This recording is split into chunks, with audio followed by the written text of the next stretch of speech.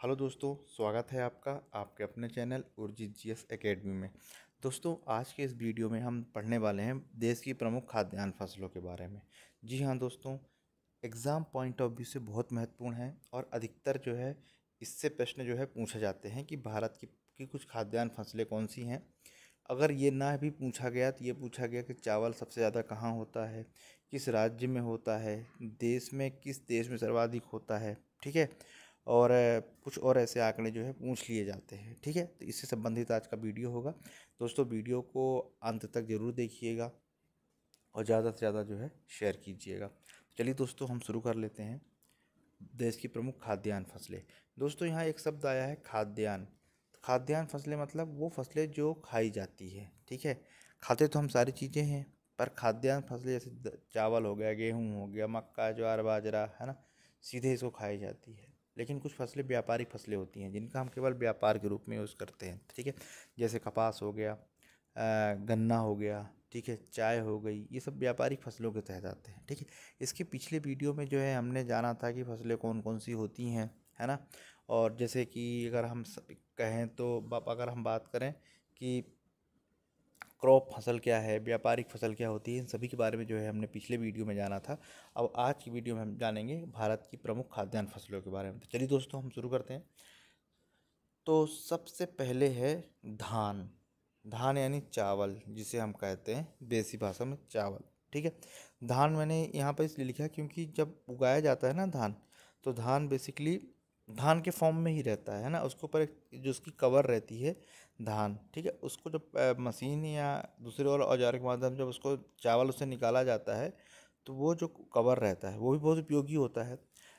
उसको पीसने के बाद अलग अलग क्षेत्रों में अलग अलग नाम से बोला जाता है। ठीक है, तो जो धूल टाइप का रहता है ना, तो उसको भूसे के साथ मिला के भी खिलाया जाता है कुछ जगहों पे। ठीक है, बाकी कुछ जगहों पे दूसरे यूज़ होता है।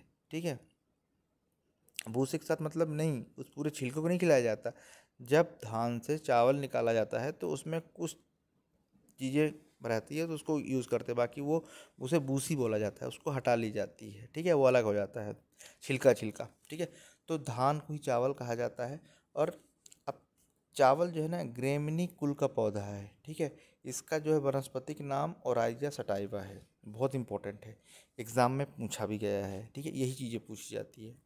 तो ग्रेमिनी कुल का फसल है क्योंकि हर एक की उसकी एक कुल होती है। ठीक है, कास्ट होती है कि ये इस कैटेगरी में आता है, ये इस कैटेगरी में आता है।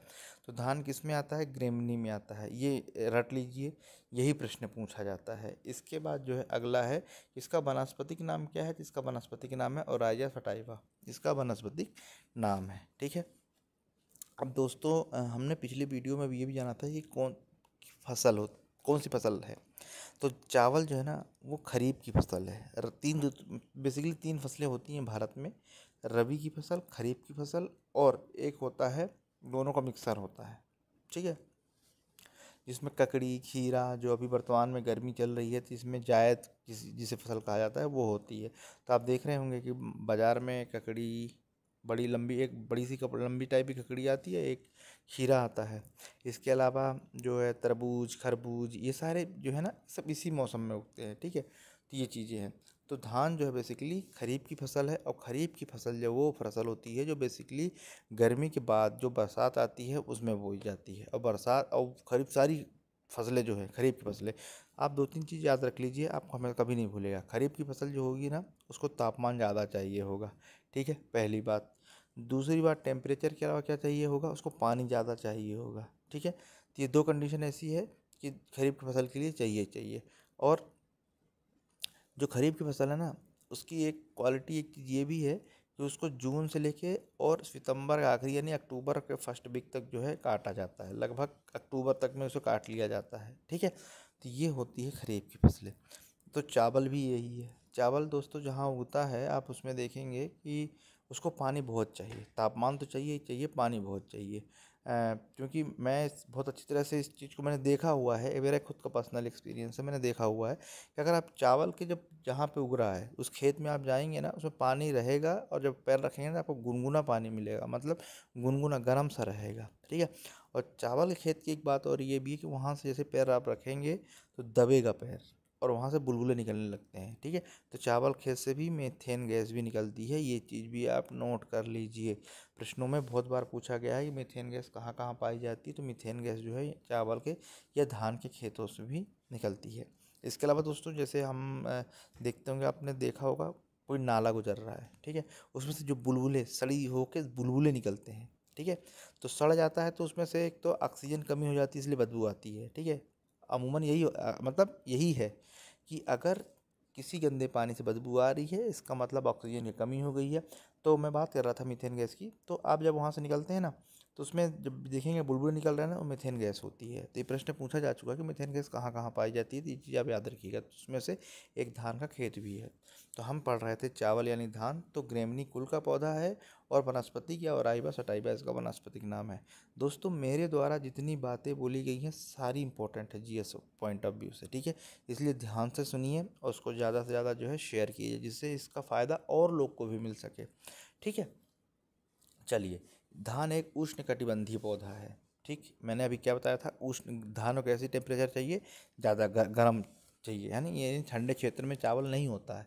ठीक है, तो उष्णकटिबंधीय पौधे का मतलब होता है कि जो कर्क रेखा है ना, कर्क रेखा से लेकर मकर रेखा का बीच पूरा जो है उष्णकटिबंधीय में आता है। इसको आप समझ लीजिए अच्छी तरह से। ठीक है, कर्क रेखा से मकर रेखा का बीच पूरा जो है उष्णकटिबंधीय होता है और इसको गर्म चीज़ चाहिए। तो आपने देखा होगा भारत में साउथ में चावल बहुत होता है, बहुत चावल होता है वहाँ, जबकि गेहूँ नहीं होता। क्यों नहीं होता? क्योंकि वहाँ क्लाइमेट ही जो है अलग है। ठीक है, क्या है, बिल्कुल अलग है क्लाइमेट, और ये सब चीज़ें जो है जलवायु पे ही डिपेंड करती हैं। दोस्तों अगर कहीं अगर आप घूमने जाते हैं, ठीक है, अगर मैं घूमने जाता हूँ, मैं पर्सनली मैं अपना बताऊँ, तो उसमें दो तीन चीज़ें देखने को मिलती है। एक तो देखने को मिलती है वहाँ की मिट्टी कैसी है, ठीक है, एक दूसरा चीज़ देखने को मिलता है वहाँ फॉरेस्ट कैसा है, ठीक है, और एक चीज़ तीसरी चीज़ जो है देखने को मिलती है वहाँ खान पान कैसा है। ठीक है, ये चीज़ें जो डिपेंड करती हैं वहाँ का क्लाइमेट पे डिपेंड करती हैं। ठीक है, तो क्लाइमेट ही डिसाइड करता है कि वहाँ पर किस टाइप की चीज़ें होंगी, किस टाइप की चीज़ें नहीं होंगी। अभी बहुत गर्मी पड़ रही है, यानी मई का महीना चल रहा है 2024। अब आप सोचिए कि अगर आप साउथ में जाएंगे तो क्या मिलेगा, नॉर्थ में जाएंगे तो क्या कंडीशन होगी, ठीक है, ये जम्मू कश्मीर के और ऊपर जाएंगे तो हिमालय क्षेत्र में, तो वहाँ क्या होगा। ठीक है, ये सारी चीज़ें क्लाइमेट पे ही डिपेंड होता है। तो मैं बात कर रहा था धान जो है उष्णकटिबंधीय पौधा है, याद रखिए एक एक शब्द मेरे द्वारा बोला गया बहुत इंपॉर्टेंट है। ठीक है, क्योंकि कहीं ना कहीं प्रश्न में पूछा गया है, वही चीज़ मैं उसको रिपीट कर रहा हूँ। नेक्स्ट है, दुनिया का सर्वाधिक चावल चीन में उगाया जाता है, लेकिन क्षेत्रफल, दुनिया का सर्वाधिक चावल जो है चीन में उगाया जाता है, इसके बाद दूसरे नंबर पर भारत है। बट भारत चावल का जो क्षेत्रफल की दृष्टि से भारत में सर्वाधिक उगाया जाता है। कहने का मतलब ये है कि सबसे ज़्यादा चावल तो चाइना में होता है और दूसरे नंबर पे भारत आता है, लेकिन अगर एक क्षेत्रफल की बात करें ना, तो उस क्षेत्रफल में सबसे ज़्यादा चावल जो है भारत में उगाया जाता है। इस चीज़ को आप समझ लीजिए।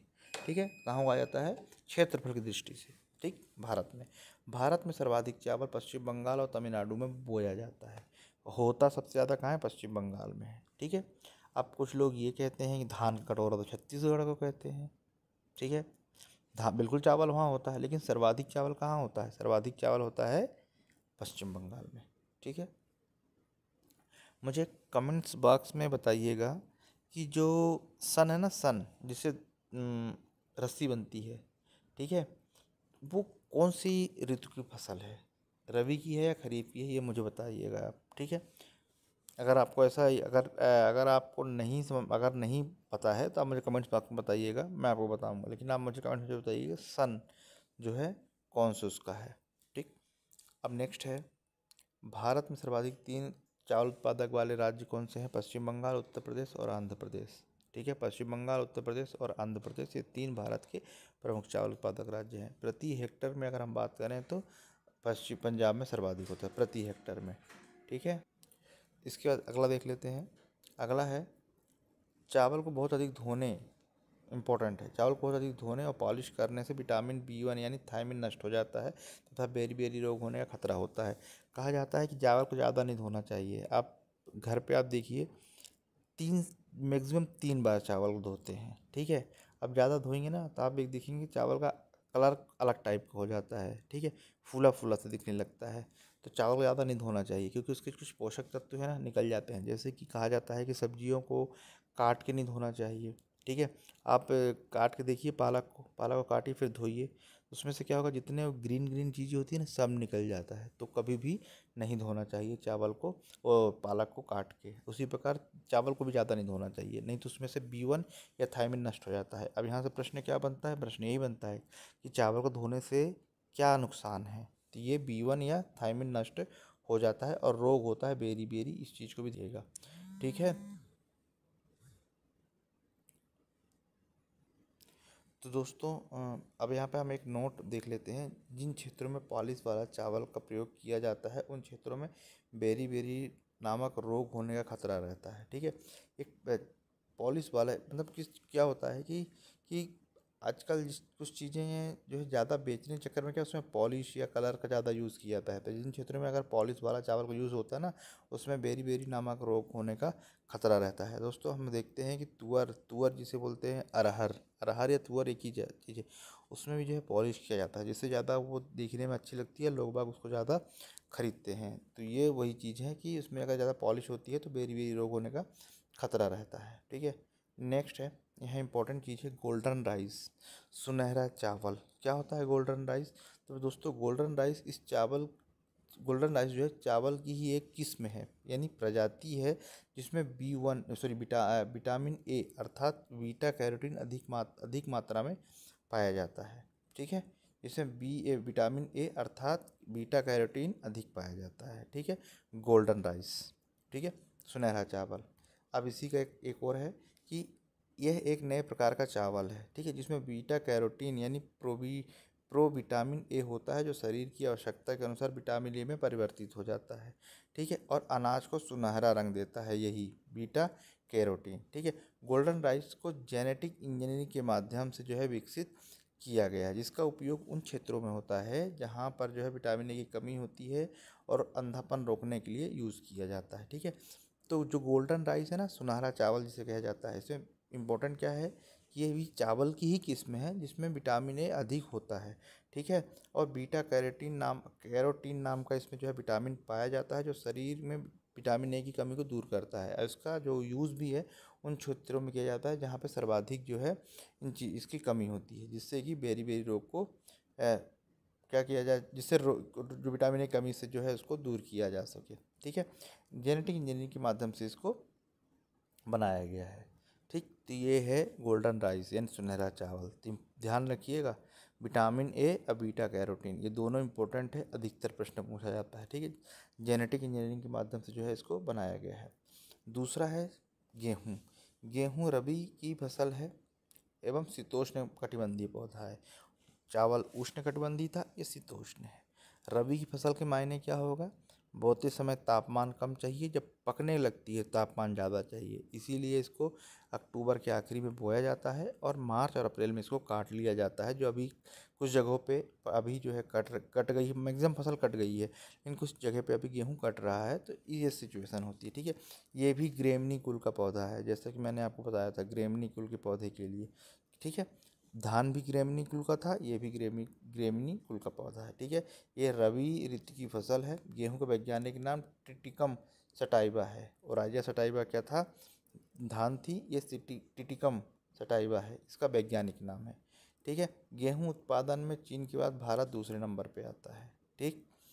गेहूं उत्पादन गेहूं चावल के बाद भारत में दूसरा महत्वपूर्ण खाद्यान्न फसल है, यानी सर्वाधिक खाने वाला फसल कौन सा है? चावल है। दूसरे नंबर पे गेहूं है। देश में सर्वाधिक गेहूं का उत्पादन उत्तर प्रदेश में होता है।